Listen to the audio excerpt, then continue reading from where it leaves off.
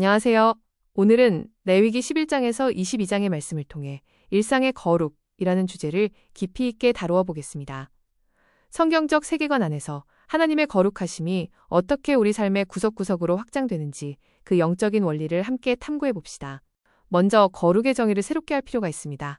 레위기에서 부정함과 정결함의 구분은 단순히 더러움과 깨끗함의 문제가 아닙니다. 그것은 죽음의 영역에서 벗어나 생명의 영역으로 나아가는 역동적인 이동입니다. 내가 거룩하니 너희도 거룩하라. 이 말씀은 우리가 세상의 풍습을 끊어내고 하나님의 생명력 있는 성품을 닮아가라는 강력한 초청입니다. 음식법은 그 대표적인 훈련장입니다. 왜 하나님은 굽이 갈라지고 되새김질하는 동물만 먹게 하셨을까요? 이것은 위생학적인 이유를 넘어선 거룩의 시청각 교육입니다. 매일 마주하는 식탁에서부터 정결한 것과 부정한 것을 구별하는 훈련을 통해 하나님의 백성은 자신들이 구별된 존재임을 매일 확인해야 했습니다.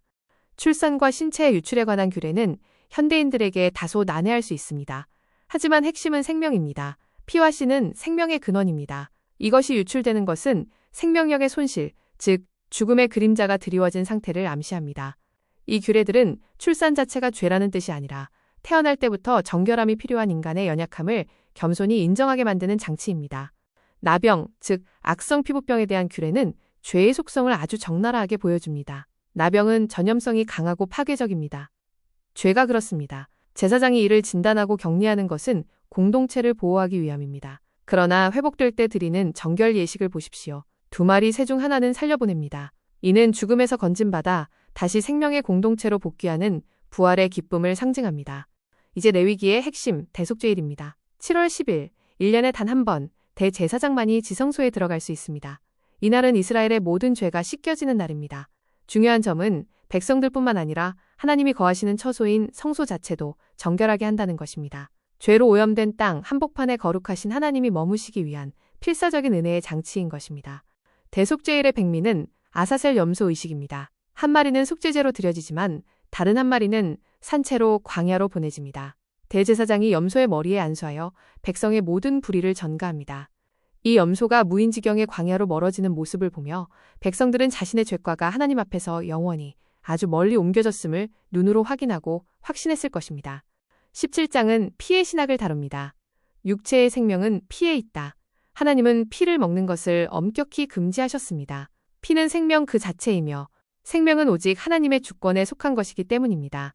피가 죄를 속한다는 이 원리는 구약의 제사를 넘어 장차 오실 예수 그리스도의 보혈이 어떻게 우리의 생명을 대속할 것인지를 보여주는 강렬한 예표입니다. 18장부터는 거룩이 관계의 영역으로 확장됩니다. 먼저 성윤리입니다. 근친상간, 간음, 동성애, 하나님은 이를 가증한 풍습이라고 규정하셨습니다. 가정은 창조 질서의 기본단위입니다. 성적인 타락은 단순히 개인의 일탈이 아니라 땅을 더럽히고 사회의 기초를 무너뜨리는 행위입니다. 거룩한 백성은 세상의 문란한 풍조를 거부하고 하나님이 세우신 가정의 질서를 지켜야 합니다. 거룩은 이웃사랑으로 완성됩니다. 추수할 때 밭모퉁이를 남겨 가난한 자를 배려하고 장애인을 괴롭히지 않으며 재판을 공정하게 하는 것. 이것이 레위기가 말하는 거룩입니다. 종교적인 제의가 아무리 화려해도 사회적 약자에 대한 배려와 정의가 없다면 그것은 온전한 거룩이 아닙니다. 하나님 사랑은 반드시 이웃사랑이라는 윤리로 열매 맺어야 합니다.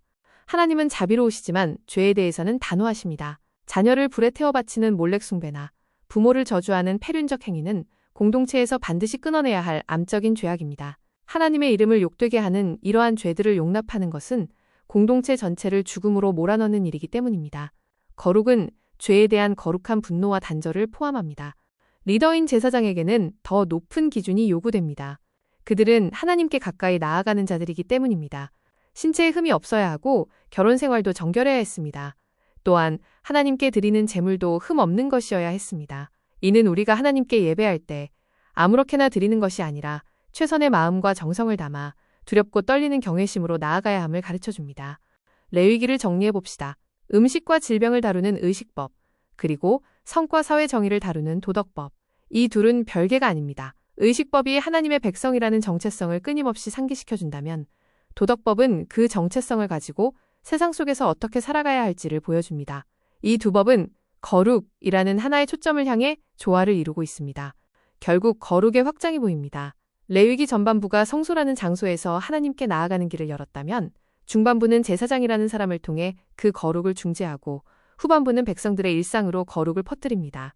거룩은 교회 안에 갇혀 있는 것이 아니라 여러분의 식탁, 침실, 일터, 그리고 이웃과의 관계 속에서 실현되어야 하는 현재 진행형의 과제입니다. 하나님은 말씀하십니다.